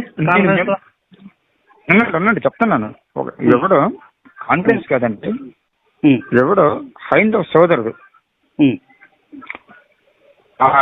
నేను మిమ్మల్ని అనట్లేదు సార్, ఏమనుకోవద్దండి. అంటే నా కడుపు గాలింది కదా, నాకు రూపాయి పోయింది కదా. రూపాయి పోయినప్పుడు నాకు ఉంటుందా బాధ? నా కష్టం అనేది పోయినప్పుడు నాకుంటుందా బాధ? ఎవడో హైందవ సోదరుడు నాకు ఫోన్ చేశాడు. నాకు ఫోన్ చేసి, నీకు 2,000 పెడితే 2,000 పెట్టుకుంటే మీకు 32,000 వస్తాయి అనేసి వాగాడు. ఇప్పుడు నేను చదువుకున్నవాడిని, కాకపోతే చిన్న చిన్న పనులు చేసుకుంటా బతికేవాడిని. ఎందుకంటే చదువునంతా వదిలేశాను. ఏదో వస్తుందంటే ఏ లాజిక్, ఏ ట్రేడ్ మార్కెట్ మీద పడుతున్నాడు అనేసి ఆలోచించాను. అలాగా ఆలోచించిన వాడిని తనకి ఫోన్ చేసి తనని క్వశ్చన్స్ మీద క్వశ్చన్స్ చేశా. నువ్వు ఇస్తావని గ్యారెంటీ ఏంటి? నువ్వు ఎక్కడున్నావు ఏంది అంటే, రాజమండ్రి. కాదండి, మనకు అవసరమా ఇందులో సబ్జెక్ట్? ఉన్నాడు. ఇది ఇది అవసరం. ఎందుకు వస్తుందంటే ఎందుకు వస్తుందంటే చెప్తున్నా. నా కొడుకు నా దగ్గర నుంచి 2,000 దొబ్బాడు. అది వాడి టాలెంట్. మీ బుర్ర ఇది మీ టాలెంట్. మీ బుర్ర తక్కువ టాలెంట్. Also your talent. అదే అది నా బుర్ర తక్కువ. నిజమే, 100% అది మీరు చెప్పింది కరెక్టే. 100% అది 100% అది వాడి టాలెంట్. రాజమండ్రి అయిన తర్వాత అన్ని వాయుడు డాక్టర్లు ఉన్నారు, వాళ్ళు ఏదో వాళ్ళ యాజకత్వం చేసుకుంటున్నారని మీరు అన్నారు. అది వాళ్ళ టాలెంట్. వాళ్ళు అవతల జనాల్ని అక్కడ నుంచి ఇక్కడికి వచ్చారు. నా కొడుకు నా దగ్గర ఇంకొక 2,000 కూడా దింగి 4,000గా దింగాడు పుణ్యాన.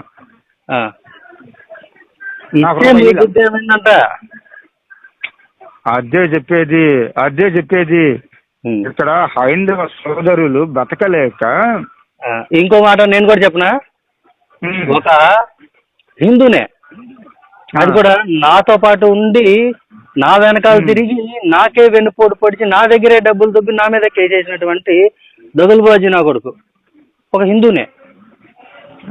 అది వాడి టాలెంట్. మోసపోవడం అనేది నా దౌర్భాగ్యం. అలాగా అక్కడ వాడు మోసం చేశాడు, వాడి టాలెంట్. మోసపోవడం మీ దౌర్భాగ్యం. మిమ్మల్ని ఎవరు మోసపోమన్నారు? తను మోసపోమని చెప్పారా? మీరు చదువుకున్నారుగా. ఇప్పుడు ఒక మాట చెప్తాను. ఇక్కడ ఈ రోజులలో మనకి అప్పట్లోనే నేను చదువుకునే రోజులలో ట్రేడ్ మార్కెట్ని ఏది కూడా నేను చూడలే. నేను చదువుకునే రోజులలో 2004 2006 దాకా చదివే రోజులలో నేను చూడలే. 2004 అంటే ఏం చదువుతున్నారు అప్పుడు? 2004లో నాకు degree first year second year ఉంది. 2007లోనే అయిపోయింది. 2002-03 బ్యాచ్ 10th అంటే మాకంటే జూనియరా అయ్యి ఉండొచ్చు. అది అలాగా చేశాడు నా కొడుకు. సరే, ట్రేడ్ మార్కెట్ అంటే ఇప్పటి కాలంలో ట్రేడ్ మార్కెట్ అనేసి సంథింగ్ ఎన్నో ఉన్నాయి. బిజినెస్ పరంగా వేసుకుంటే ఏదేదో ఉన్నదిలే.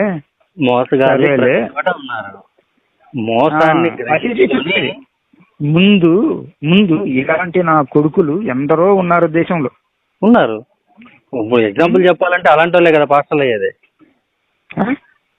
అలాంటి వాళ్ళే కదా పాస్టర్లు అయ్యేది. మరి హిందూ నా కొడుకులు, హైందవ నా కొడుకు కాదు, కన్వర్ట్ అయ్యే వాళ్ళు వాళ్ళేగా. ఆ కన్వర్ట్ అయ్యి ఇప్పుడు మీ దగ్గర 4,000 దోచుకున్నాడు. ఆడు రేపు పాస్టర్ ఎక్కువ సొమ్ము ఉంటది. కాదు, పాస్ట్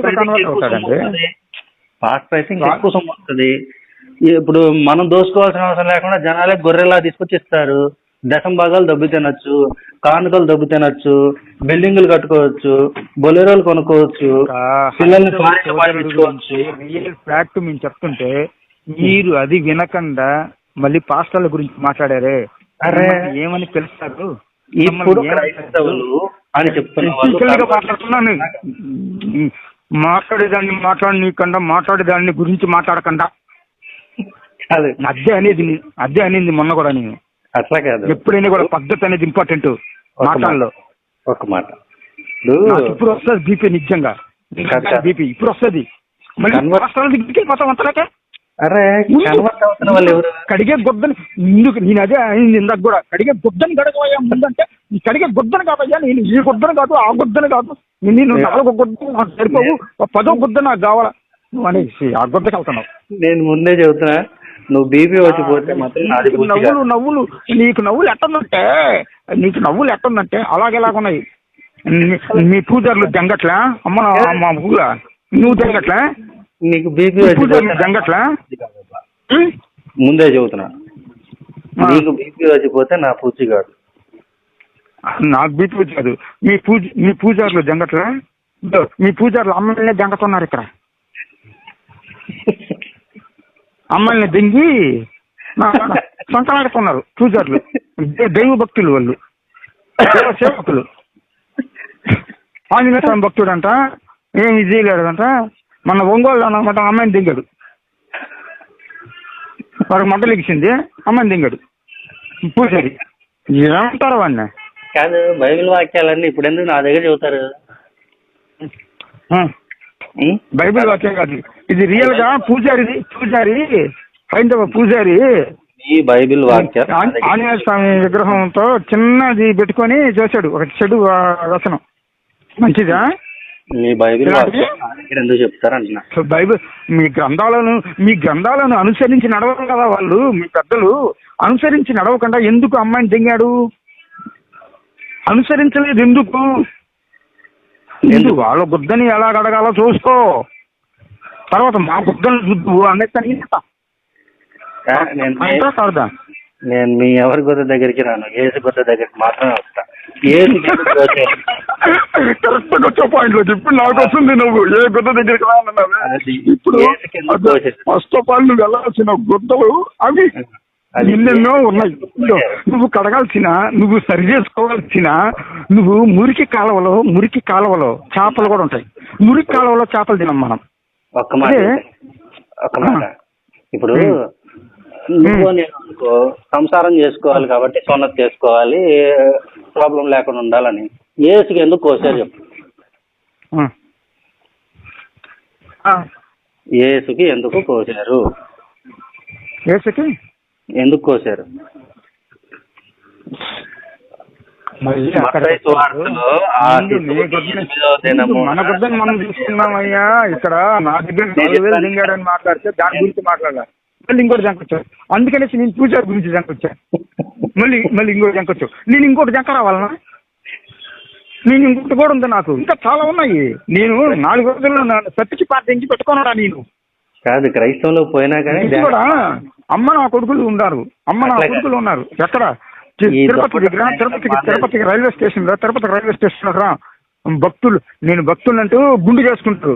వచ్చిన భక్తులంటూ గుండు చేసుకొని మన బ్రాహ్మిన్స్ చేసుకుంటారే దారం, మన భారతదేశపు బ్రాహ్మిన్స్ ఆ విధంగా దారం వేసుకొని వచ్చి Balaji colony, Tirupati Balaji colony club ఉంది.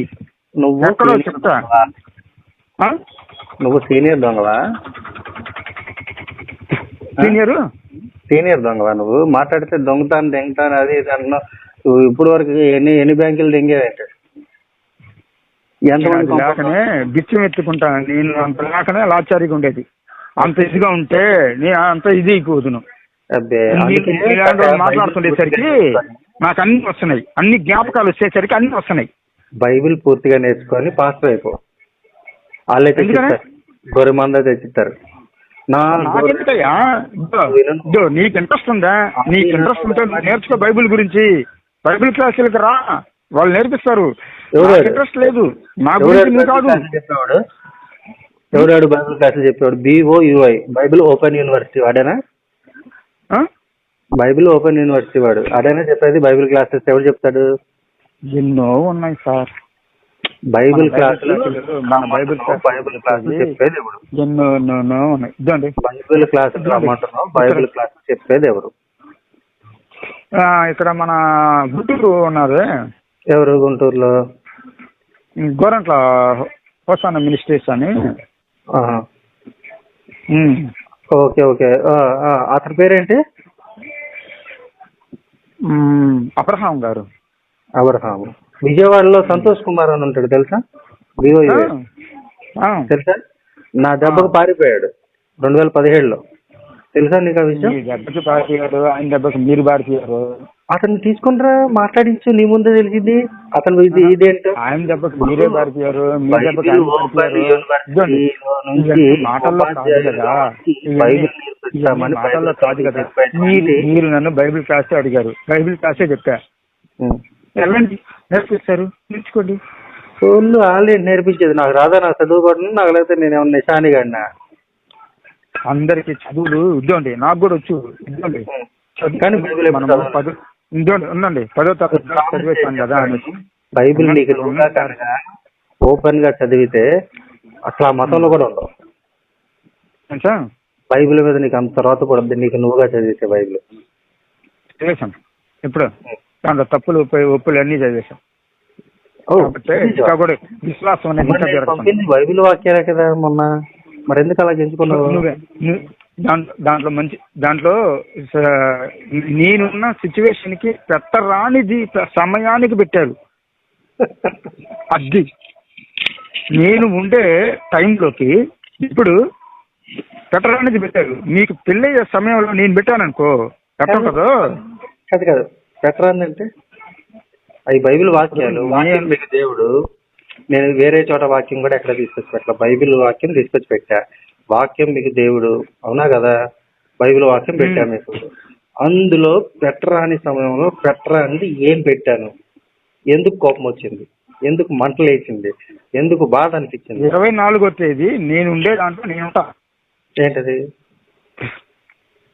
నువ్వు ఉండే దాంట్లో? ఇప్పుడు ఒక్క మాట ఆగండి. ఆడవాళ్ళు ఉన్నారు ముందుగా. ఒక్క మాట మాట్లాడండి, పర్లేదు. అంటే బూతులు వస్తాయనా?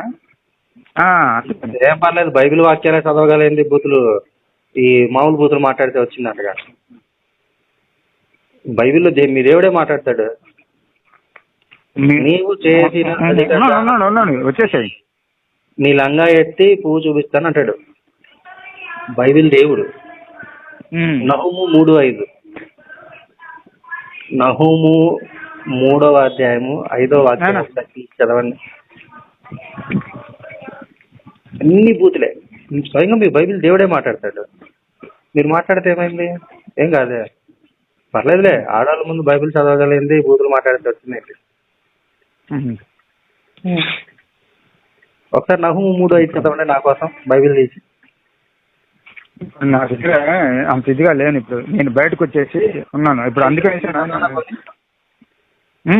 నేను చదవనా పోనీ? మీరు ఒకటి చెప్తాను, మీరు చదువుతారు, మీరు చదవబడలేదు. ఎందుకంటాను అన్న, నేను వద్దన్నప్పుడు వద్దు, కావాలన్నప్పుడు కావాలంతే. అయితే మీరే చెప్తున్నా, ఇది మాత్రం పక్కా చెప్తాను. ఎందుకంటే వాక్యాన్ని చదవమంటున్నాను, చదువుతారా చదవరా? నేను ఇప్పుడు బయటకు వచ్చేసన్నా, నా చేతిలో బైబిల్ లేదు కాబట్టి మీరు చదివితే నేను నమ్మను కాబట్టి, మీరు చదివితే నేను నమ్మను కాబట్టి నేను వద్దు అంటున్నా. నమ్మేది ఏంటి, నమ్మంది ఏంటి? వాక్యం మాత్రమే చదువుతా నేను. బైబిల్లో ఉన్నటువంటి వాక్యం, ఏం వాక్యం ఉంది, ఏం చదువుతున్నాను, అది 100 సార్లు చదువుకున్న వాళ్ళకే మళ్ళీ చదువుకుంటారు. విత్ రెఫరెన్స్ తో సహా తీసి చదువుతా. ఒకసారి చూడండి, చూస్తావు కదా, క్లారిటీ వచ్చింది మీకు. రిఫరెన్స్ తో పాటే నేను చదువుకోగలను, కానీ చదవరు. రిఫరెన్స్ తో పాటే నా దగ్గర బైబిల్ లేదని. ఇప్పుడు నేను టైం అయిపోయింది, బయట కూర్చున్నాను. 3:5. ఇప్పుడు నహూముకి బైబిల్ దేవుడు అయినటువంటి యెహోవా చెప్తున్నటువంటి ఒక వాక్యాన్ని కనుక మనం చదువుకుంటే, అంటే నా తండ్రి చదవాలి కదా. మీరేం చెప్తారు? మొదటి నుంచి అంటే ముందు వెనకాల కూడా చదవాలని చెప్తారు. ఇప్పుడు మొదటి నుంచి చదవరు. నహూము 3:5 చెప్పాను కదా, 5 కాదు 1 నుంచి చదవరు. నరహత్య నీకు శ్రమ. 1 నుంచి కాదు, మీరు ఎన్నో అధ్యాయం తీశారు? నహూము 3వ అధ్యాయం. 1వ అధ్యాయం నుంచి చదవండి, నేను గమ్ముగా వింటా ఉంటా. అంటే అంతసేపు నుంచి నేనేం చదవను, చెప్తా, బైబిలే చెప్తా. ఒకటో అధ్యాయం నుంచి చదువుతా ఉండండి. ఉన్నది పాస్టర్ గారు, నహూము మీరు అన్నట్టుగానే నహూము 3:5. రాజేష్ అన్న ఒక మాట చెప్తున్నా, మీరు చెప్పిన మాటను మాత్రమే నేను వినను అనేసి పదే చెప్తున్నా. చెప్పింది నేను వినాలంటే నేను చెప్పింది కూడా మీరు వినాలా. యెహోవా వాక్కు ఇదే, నేను నీకు విరోధినై ఉన్నాను, నీ చెంగులు నీ ముఖము మీద కెత్తి జనములకు నీ మానమును అంటే పూజ. అసలు ఈ రకంగా మాట్లాడుతున్నాడు మీ బైబిల్ దేవుడు. నువ్వు బూతులు మాట్లాడితే వచ్చిందా? నాకు 2 చేతులు ఇచ్చాడు నా దేవుడు, 2 చేతులు ఎడంగా తీసేసా. నువ్వు బూతులు నేను చెప్పినట్టు చదవండి, నేను చెప్పినట్టు చదవండి. మీరు చెప్పింది నేను వినాలంటే నేను చెప్పినట్టు చదవండి అంటున్నా. సరే, దీని అర్థం చెప్పండి నాకు. నీ చెంగులు నీ ముఖం మీద కదా, అసలు నేను 2 చదువుతే జనములకు నీ మానమును, రాజ్యములకు నీ అవమానమును నేను బయలుపరుతున్నాను. నాకు అనవసరం, నా 10 మంది ఎదుట నా చూపుల దగ్గర ఫోన్ లేదు, నీ మీద మాలిన్యం వేసి నిన్ను అవమానపరిచాను, నీ ముఖం మీద పెంటేసి కొడతాను అంటున్నాడు. 1వ అధ్యాయం నుంచి 3వ అధ్యాయం దాకా రండి, అప్పుడు ఇంత నీ ముఖం మీద పెంటేసి కొడతాను అంటున్నాడు. పెంట కాదు కదా, మేకతో కొడతారు. 10 మంది నీ మీద మాలిన్యం తప్పు చేసినప్పుడు గుద్దలు మేకతో కొడతారు, అవమానపరిచారు, రాళ్లతో కొట్టి చంపేస్తారు, ఏదైనా చేస్తారు.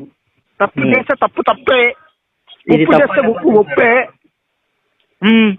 తప్పని ఇలా చెబుతారు. చక్కని దానవై చంపారు, కొట్టారు అంటున్నా, దానికి జారత్వము చేసి జనాంగముల మీద దేవుడు శిక్షించాడంటే దానికి తప్పు లేనిది జరగదు. ఇప్పుడు వేస్ట్ అంటే ఎవరు ఇక్కడ? సరే, అయితే ఈరోజు నహూము 3:4 అధ్యాయం 4వ వాక్యంలో వేశ్య అని పెట్టి చెప్తున్నారు. ఎవరు ఆ వేశ్య? ఎవరు? ఇప్పుడు ఉదాహరణకి నేను ఒక క్లారిటీ రేపైనా 2 మాట్లాడదామా? ఒక పెళ్ళైనటువంటి ఒక సంతానం ఉన్న అంటే ఒక జంటకి